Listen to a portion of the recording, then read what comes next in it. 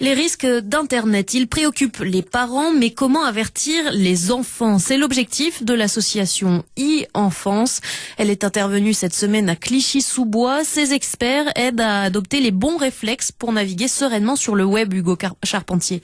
Leslie a à peine 7 ans, mais Internet, elle connaît déjà bien. J'ai un téléphone et j'ai une tablette et un ordinateur.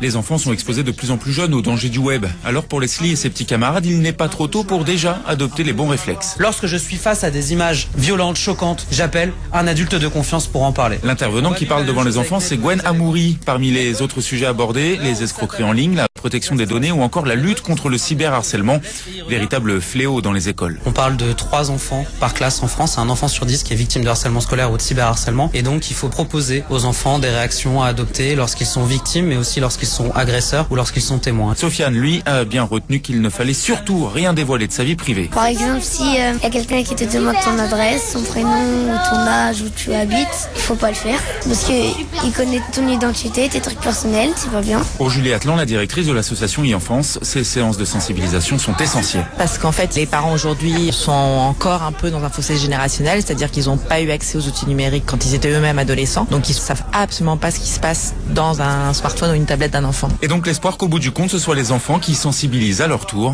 leurs parents. Et il existe un numéro vert dédié au cyberharcèlement géré par l'association e-Enfance, le 0800 200 000, animé notamment par des psychologues.